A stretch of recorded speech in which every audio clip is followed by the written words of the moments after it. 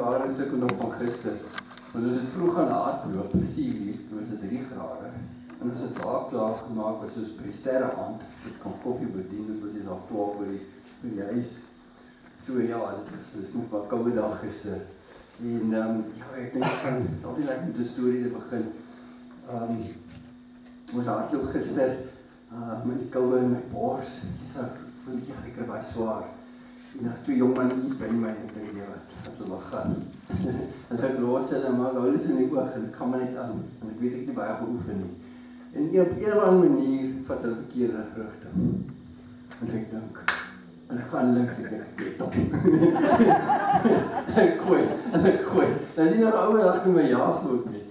Maar ek hardloop en dan sien ek gee 'n bietjie poeier en so aan. En ek kom en ek wen die wedloop. Alright. Dis so 'n 70%. Jy gaan nou, hy gaan 60 word, hoor dit die gesteende.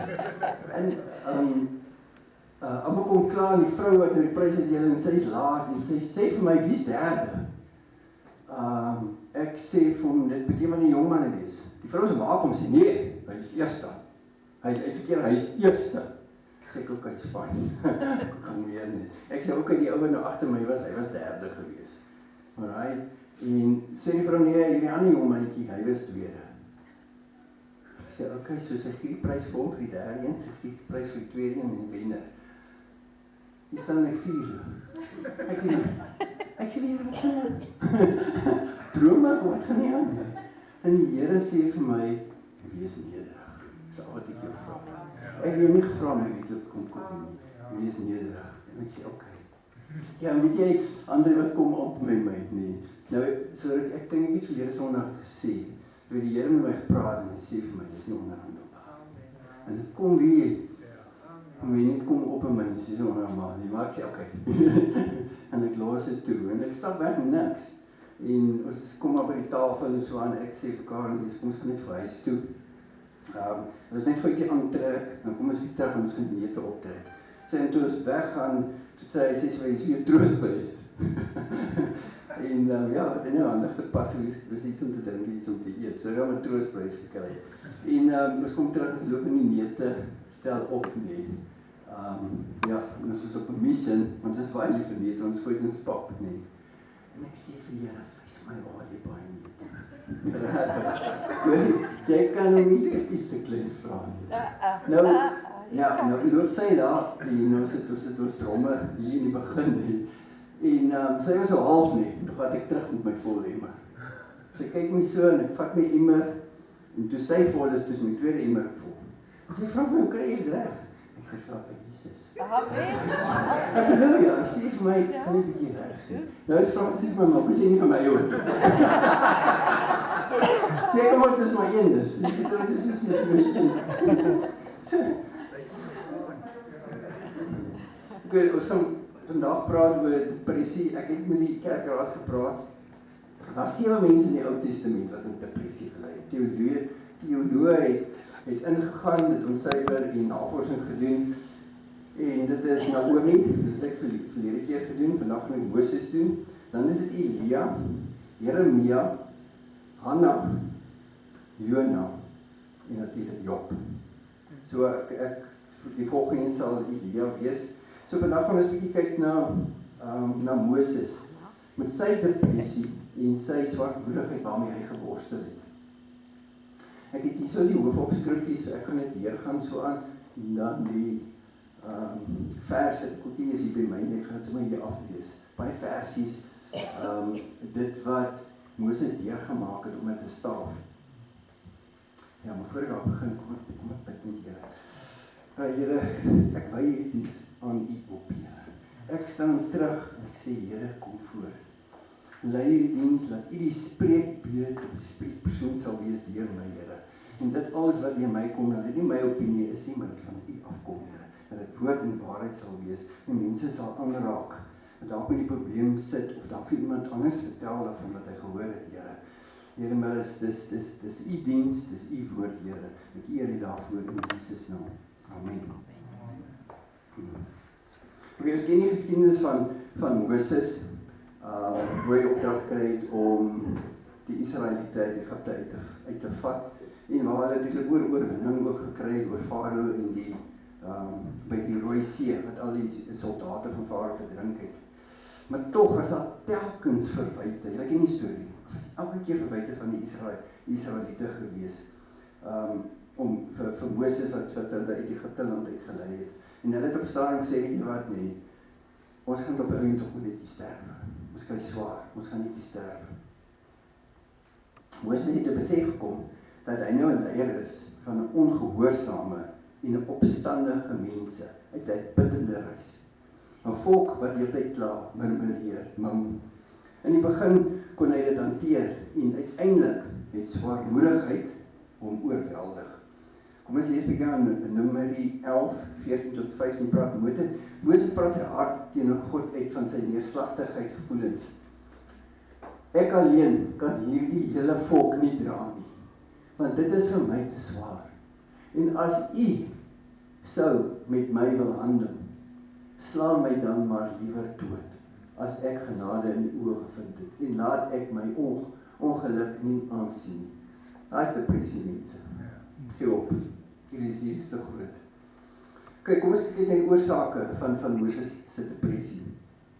Die verantwoordelikheid vir hierdie groot getal mense, ek dink hulle was iets so 3 miljoen, was baie, was vir Moses net te oorweldig geweest. Hy kon dit nie hanteer nie.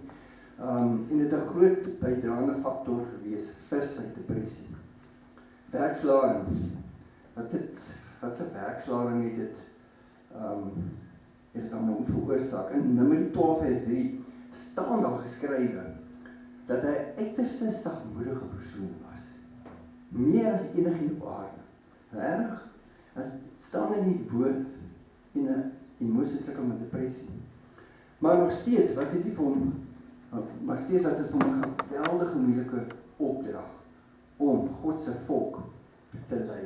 Eksodus 15 word die situasie van die bitterwater by Mara beskryf. En sy volk het hom verwyd. En sê oor jy laat ons wegtrek en gee vir ons bitterwater.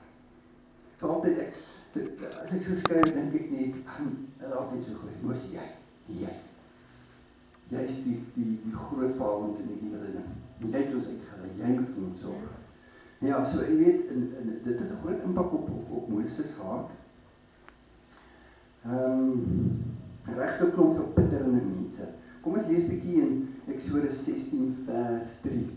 En die kinders van Israel het aan hulle gesê, het ons maar in Egipte land deur die hand van die Here gesterwe, toe ons by die vleispotte gesit en volop brood geëet het. Want julle het ons in hierdie woestyn uitgelei om hierdie hele vergadering van honger te laat sterf. Verbitter mense. Verbitter. Terwyl Moses op, ja, ek sien ek skryf dat, wat by my opgekom het, jy weet, dit ou ding is 3 miljoen mense wat Moses moes uitklim. Weet, daar was ou mense gewees nie, wat gesukkel het. Moses het jy gedink aan die ou mense. Daar was kindertjies, daar was babatjies wat gevoed moet word in die woestyn, die omstandighede. So ek kan dink die impak wat op Moses was. Terwyl Moses op die berg Sinaï was om God se wet te ontvang, het die volk 'n gulkalf gemaak en dit aanbid wat gepaard gegaan het met onsedelikheid en losbandigheid. Wat op 'n geweldige impak op Moses gehad het. Die volgende was dat die volk ontevrede was met vleis. Hulle het Moses verwyd. Ek bedoel, Moses kom af en sê, hoor ek, wat die hel doen jy dit so? En 3 dae na sê hy vir Moses, hoor ek, ons soek vleis. Ons het in Egipte na vleis gekry. Hierna het Moses regtig begin depressief raak. Hy kom ook net soveel as 'n gewone mens kan vat. Oormatige werksdruk, werkslaai oor 'n lang tydperk gee maklik aanleiding tot emosie, soos moedeloosheid, depressie en uitbranding. En om dan weer terug te keer na normaal is nie maklik nie. Dit vat dissipline. 'n Goue reël natuurlik is om soms 'n rusbreuke te vat of net selfs al te roet. Selfs nie normale werk ook nie. Ek doen dit self ook. Jy voel net jy's moeg. Jy weet, baie mense kind van power nap. Dat jy net bietjie recharge. Jesus het dit self by die disippels opgetel, wanneer hy waar teen hulle gewerk het. En hy het die situasie so hanteer. Hy het gesien, my disippels werk hard. Jy kan net 'n mens kan net soveel vat en dat jy rus nodig. Markus 6 vers 30 en 32. En die apostels het by Jesus aangekom en hom alles vertel wat hulle gedoen het, sowel as wat hulle geleer het. En hy sê vir hulle, kom julle self in die eensaamheid na 'n verlate plek toe. Kyk bietjie rus. En rus 'n bietjie, want daar was baie wat kom en gaan. En hulle het selfs geen geskikte tyd gehad om te eet nie. Dit was heeltyd gepaag gewees. En hulle moes heeltyd net gee. Ja, ek tel net 'n gees van moegheid hier op. Ek moet net vir bid. Want net toe Here, hierdie gees wat nou hier in die kerk is, Here, in die naam van Jesus Christus bestraf vir jou werk. Gees van moegheid sal nie inkom, jy sal gaan in Jesus naam. Amen. Amen. Emosionele insinking. Volk van die Here se teenwoordigheid het Moses van die berg. Hy kom uit 'n ontmoeting nou gehad met Jesus. Nou kom hy af. En hy was so geskok van hierdie goue kalf. Onthou, hy was vol van die Gees. As jy 'n ontmoeting het met Jesus, is jy vol van die Gees. En nou sien jy hier wat die volk gedoen het. Daarna het die volk skaars verder getrek toe hulle weer begin murmureer het. Want die mense gesteer aan Moses nie. Dit het in die dinge het nie gegaan volgens die Israeliete nie. Volgens wat hulle wou gehad het nie. Ons sien 'n God en kyk hoe leef ons. Ja, het baie impak op Moses gehad. Dit het gelei tot 'n emosionele breekpunt en 'n insinking by Moses met kort daarna swaarmoedigheid en 'n depressie wat hom toegesak het. Sy roeping het nou 'n las geword. So jy kan agterkom, Moses begin moet verloor. Hierdie is 'n tragiese resultaat wanneer 'n mens so depressief raak en betaal jy dalk die emosionele en geestelike prys en bly die vreugde van jou verhouding met God in slag. So wanneer jy depressief raak, daai emosionele geestelike prys betaal jy. Dit hou jou weg van God, dit steel jou vreugde. God se almag was vergete. Hy was so woedend vir die volk toe hy daar afgekom het nie, dat hy God se almag uit die oog verloor het. Dit was woedend geweest om te wil sien. Numeri 11 vers 13 roep hy met frustrasie uit. Waarvandaan moet ek vleis kry om aan al hierdie volk te gee? Want hulle ween by my en sê, gee vir ons vleis dat ons kan eet. Moses, jy moet die vleis gee, jy het ons uitgevat. Jy moet vir ons gee. In hierdie oomblik het Moses vergeet dat hy die God van die onmoontlike dien. As hy maar net sy probleme na God heel begin, sy woede net een kant toe gesit het en net na God toe gegaan het. Soos baie van ons vandag doen en bedink dadelik planne uit om die situasie te res. As jy in 'n situasie is soos wat Moses was, moet jy sê, hoe gaan ek uitkom? Wat gaan ek doen? Ek moet hierdie mense tevrede stel. En dan verloor jy sig. Jy verloor fokus op God wat die onmoontlik kan doen. Weens sy emosionele laagtepunt kan hy egter nie helder dink nie en wil hy die taak om die mense van vleis te voorsien op sy eie skouers te neem. Kom ons lees gou wat sê Moses in Numeri 11:21-22. Toe sê Moses, 600,000 te voet is die volk onder wie ek verkeer. En u het gesê, ek sal aan hulle vleis gee en hulle sal 'n hele maand lank eet. Sal daar vir hulle kleinvee en beeste geslag word, sodat daar vir hulle genoeg sal wees? Of sal al die visse van die see vir hulle versamel word, sodat daar vir hulle genoeg is? Wanneer omstandighede jou oorweldig, dis nou by ons, wanneer omstandighede jou oorweldig, dan verloor jy almag in God. Jou fokus is op jou probleem. So maklik uit die oog en dan probeer jy dikwels in jou eie krag die oplossing doen of vind. Dit lei gewoonlik tot depressie en moedeloosheid. Ek kan nie dit oplos nie. Wat se planne gaan ek doen? En as jy nie God betrek nie, gaan jy sukkel. En die probleem is, wanneer jy oorgaan na die vlees, wanneer jy jou oplossing self wil oplos, of die probleme, jou situasie self wil oplos, dan verloor jy fokus Want God en Satan maak misbruik. En dan kom depressie en deure word oopgemaak. Moses vergeet God se beloftes. God het aan Moses gesê dat hy saam met hulle sal trek. Hoor wat sê? God het vir Moses gesê, moenie worry, ek weet dit is 'n groot taak. Ja. Nou God sal nooit iets gee wat jy nie kan hanteer. Amen. En as jy weet, jy gaan dit nie kan hanteer, sal God vir jou aanvul. Dis net hoe hy werk. Ja. En God sê vir Moses, weet jy, ek sal saam met jou trek. Ek sal my engele voor julle stuur. Moenie worry nie. Hoe sal dit wees? Hy het later die verantwoordelikheid van leierskap op homself geneem en later besef hy is besig om emosioneel in te gee. Nommer 11:14. Ek is alleen. Ek alleen kan hierdie hele volk nie dra nie, want dit is vir my te swaar. Ek kan nie. Waar is God in daai vers? Het fokus verloor. God het ook nie verwag dat Moses alles homself hanteer nie en dat hy dit sou kon doen met sy eie krag nie. In dieselfde mate, by ons nou, in dieselfde mate, begeer God dat ek en jy na hom toe sal kom. Met daardie pakkie wat te swaar geword het. En wat op ons rug is. Maar ons hanteer dit self, wat later tot depressiviteit lei. En dan sê ons gewoonlik, ek sien nie meer kans hiervoor nie. Hierdie is te groot vir my. Ek kan dit nie meer verduur nie. Jesus se uitnodiging in Matteus 11:22-30 het 'n ewigheidswaarde en is steeds van toepassing op alle soortgelyke situasies vandag. Matteus 11:28. Kom na my toe, baie bekende vers. Almal wat vermoeid en belas is, en ek sal julle rus gee. Neem my juk op julle en leer van my, want ek is sagmoedig, nederig van hart, en julle sal rus vind vir julle siele. Want my juk is sag en my las is lig.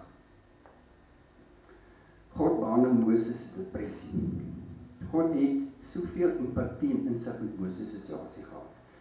En hy tree vir tree begin om met Moses te werk. Vanuit die situasie van moedeloosheid na 'n punt van stabiliteit en 'n nuwe visie vir sy toekoms. God het begrip gehad vir Moses se probleem. Nee, hoor nie. God het begrip vir Moses se toestand gehad, want hy self was moedeloos. Jesus wat God is moedeloos kan raak, ja, want hy het gekom as mens. Hy het self moedeloos geword vir hierdie volk van hom en wou die volk verlaat het. Hy was moeg vir hierdie ongehoorsame volk, self gedreig om hulle te vertel. God het dus ook hiermee geworstel. Markus 14:33. En hy neem Petrus en Jakobus en Johannes saam met hom en begin ontstel, hoor, God, of Jesus kies, en begin ontstel en benoud te word. Jesus. So hy kon verstaan, toe Moses ontstel begin raak het, oor hierdie ongehoorsame volk, wat soveel druk op hom is. Ek kon dit verstaan, in al die las en benoudheid van Moses waarmee verkeer. Hy het dit verstaan. En ek dink, God het ook begrip gehad, en verstaan hoekom hy sukkel om deur hierdie opdrag te kom. Met die kruisdood en die emosies wat Jesus beleef het as 'n depressiewe persoon, self toe hy uitgeroep het, my God, waarom het U my verlaat? Het hy nie toegegee aan die sonde en hy deurgedruk. Want hy weet God gaan hom help. God los Moses se probleem op. God gee vir Moses praktiese raad. Toe Moses begin om God te raadpleeg, toe gee God hom praktiese raad. Om aan hom te noem dat hy van sy verantwoordelikhede moet verdeel en te begin delegeer, sodat hulle Moses kan help om sy las te dra. Ek weet het sy broer Aaron ook gevra, wat meer die regter moet speel, ek weet het 70 leiers ook aangestel. So God sê, weet jy, jou las is te groot. Kom na my toe dat jy jou las dra, en ek geef jy die oplossing daarvan. Amen. Stel vir jou mense aan, vandag is dit so, as jy nie by al jou werk gekom, kry jy 'n oplossing daarvoor. En as jou baas nie wil luister en sê, hoor jy, ek kan nie, gaan na God en sê, Here, verander hy man se gedagtes, dat hy kan sien. Die man kry swaar. God kan dit doen. Amen. God los Moses 'n probleem op. God, nou as ek terug by ons. God wil graag hê dat ons sy almag en sy vermoë om al ons behoeftes te voorsien moet erken. Hy het 'n innige begeerte om betrokke te raak in ons lewe en deur die krisis en omstandighede te bring. Hy ons soms by daardie punt uit waar ons sê, as God nie nou self oorgeneem het nie, dan sal ek nie hier deurgekom het. Die Here het so baie mee. Want mense sê, weet jy, ek as ek terugkyk, selfs egskeidings ook nie, kyk terug en sê, weet jy, ek kan nie glo dat jy deurgekom het. Maar hoekom het jy deurgekom? Want jy het die probleem na God toe gevat. Amen. Hy het die oplossing gegee, hy het jou deurgedra. Dit is tragies dat ons soms soveel innerlike vroeging moet deurgaan, voordat ons by hierdie punt arriveer. Hy sal op 'n praktiese wyse vir ons raad gee, en vir ons deur die krisis lei, en vir ons help, om uiteindelik die moeisame juk af te laai. Dis wie hy is, hy doen dit. Ja, as jy bid en jy kry nie antwoord nie, wag op sy antwoord, hy sal vir oplossing gee, hy sal nie deurdra. Wat is die gevolge van Moses se depressie? Moses kon die keuse maak om trots te raak en vir homself te sê, weet jy wat, en ek het dit al gehoor, ek sal nie deurkom. Weet jy wat, vasbyt. Die ding gaan my nie onderkry nie. Ek sal dit maak. Good for you. Sonder. Jy mis die punt. Ja. Sê kom ek en God sal nie deurkom. Ja. Soos Dawid ook. Dan kom Dawid so op na my. Ja. Ek kom in jou swaar en skuld. Ja, ek kom in die naam van God. Amen. Hy gaan eerder na God toe met sy probleem en ontvang praktiese oplossing. By ons nou weer. God is die God wat berge verander in molshope. En ek en jy moet hom net daarvoor kan vertrou. Amen. Hy wil, jy weet, as jy bid met jou situasie, glo en vertrou wat jy bid. Ja, anders is daar min krag in daai gebed. Hy wil vir ons help om hom te vertrou en dat hy ons kragbron in ons lewe sal wees. Ons moet besef, hy wat binne is groot as die wêreld. Halleluja. Kragbron in binne. Die vyand probeer gewoonlik sy bes om te behoed dat ons die taak en opdrag wat God op ons geplaas het, uitvoer. Hy sal 'n stokkie daarvoor steek, want hy weet, God is volmaak, sy opdrag is volmaak, sy opdrag is korrek. Ons selfs vir ons sê of ons gedagtes, baie keer dan hoor jy jou gedagtes wat Here vir jou sê, dan sal hy vir sê, as jy die Here daar vir jou sê, is dit hy wat praat, of kom ek daar vir myself. So, dadelik is jy in twyfel. Waarom twyfel van jy? So dis wat Satan doen. Hy wil die deur oopmaak. En by ouene vandag kom depressie in. Moses, ons is by ons nou weer. Moses se lewe en optrede gee vir jou en my moed. Hoop en moed. Dit wat hy gedoen het. Ons moet dus aanleer deur ons geloof as ons sukkel of ons verantwoordelikheid te veel word. God is die antwoord. Anders styg jou spanningsdrempel gewoonlik na 'n punt van totale angs en magteloosheid. As jy hom nie erken in jou probleme nie, gaan jou spanningsdrempel gaan styg. Jy gaan angs word. Gewoonlik in die sielkundige bedryf in die rigting waarna ons leer is depressie weer se deur wat jy oopmaak. En depressie lei tot angs. Word jy angstig? Wat erger is en daarna is dit selfmoord. En dis hoe die duiwel werk. Hy gaan nie vir jou na depressie vat, maar na selfmoord. Dit is altyd stelselmatig. Fluister altyd so 'n bietjie in die oor. Dat dit te kwaai klink. Wat is die praktiese raad wat God ons gee in tye van emosionele oorweldiging? Wat gaan hy vir ons gee as hierdie dinge oor ons pad kom? Hy lei ons om ons lewens te herorganiseer en ons daaglikse program te herbeplan. So hierdie is nou as jy van bid in jou situasie, is dit van die oplossings wat ek jou gee, en wat op die baie mense opgekom het en tervoering kry. Dalk my prioriteitslys so 'n bietjie skommel en dinge wat laag op die lys is, daar op die hoogte sit. En wat te hoog is, wat jy dink is belangrik, moet jy laag te bring, sodat jy 'n balans in jou lewe kry. Want die ding is net, as jy te besig is, en woede kom oor jou, dan skuif jy maar gewoon na God uit jy uit. Jy vergeet van God. Jou fokus is nie meer 100% by God nie. Waar? Hy sê dat jy moet na jou eetgewoontes kyk, na jou rusgewoontes. Daar kom net 'n bietjie stil raak voor God. Dit is belangrik. Want kyk na besige mense. As jy het jy al geëet, ja, gaan nou. Ek gaan nou ietsie kry. Ek moet net eers hierdie doen. Dit is belangrik vir God. God wil hê jy is 'n tempel van die Heilige Gees. Hy wil hê jy moet gesond eet. Jy moet regte tye eet. En hy wil hê jy moet rus hê. Kom my gaan sluk in. En toe hierdie een lees, ja, gaan nou veel sien. Hy spreek my dalk aan, omdat ek nie fisiese oefeninge kry. En dit is so, dit is ook deel van die liggaam te kyk. Ja, en nee my, toe ek nou kom na fisiese oefeninge, vir ons is oefening baie belangrik, jy vind hardloop nie. Maar ja, het kom pommers op by my, oefening wat jy insit, en wat se voordele sit. Maar om glad nie, geen trots van my kant af is. Ek sal byvoorbeeld nooit vir mense sê, bekommerd ek gehardloop het. Om nie trots te wees oor. Dis my achievement. Behaling.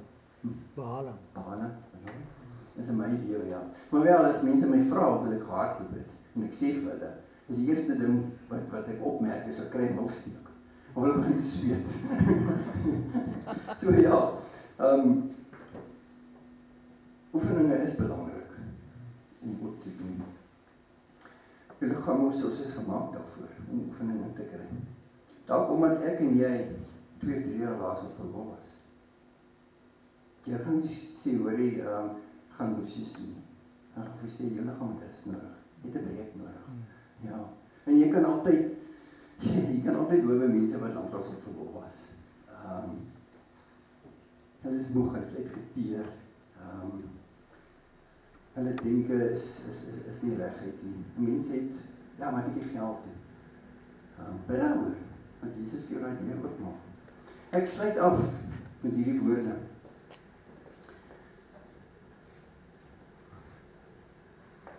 Sê maar eens terug. Mag God ons help, sodat ons werklik van dag tot dag totaal aan hom oorgee. En in alles waarmee ons besig is, sy wil sal ondersoek.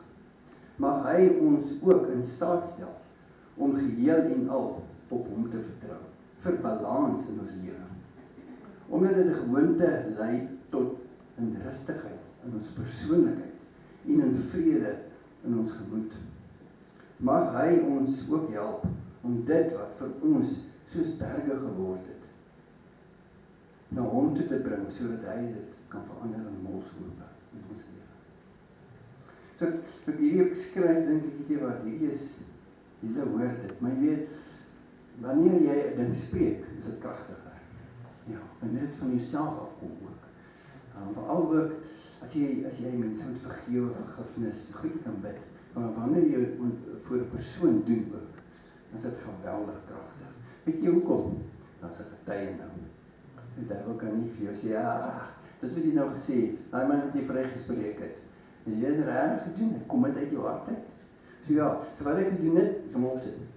So ek het 'n bietjie verander, so ek het geskryf vir elkeen van ons. So op Beleeuws wil ek almal hardop sê. Alright, ek gaan so my eerste paar jaar doen, ek gaan sommer net aan, en dan sê ons almal agter mekaar. Alright. Mag God my help. Ek kan almal sê agter my, mag God my help. En dan dat ek werklik aan hom sal oorgee in alles waarmee ek besig is en u wil elke dag sal soek en ek u sal vertrou vir 'n rustige balans in my lewe, vol van vrede in my gemoed. Here, help my met die dinge in my lewe wat soos berge lyk, om dit na u toe te bring, sodat u dit in molshope kan verander. Amen. Amen. Dankie julle.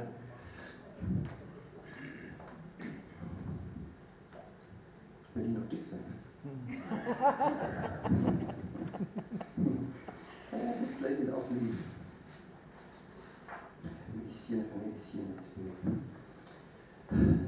Die Here seën julle met insig en met wysheid en met kennis. Die Here beskerm jou en jou geliefdes met die bloed van Jesus en met die Heilige Gees olie, met sy salf. Die Here laat sy aangesig oor jou en jou geliefdes skyn, dat julle dit sal ervaar. Sy guns en sy goedheid is op julle. En hy vul jou met daai vrede wat alle verstand te bowe gaan, totdat ons mekaar weer sien in Jesus naam. Amen. Amen. Dankie julle.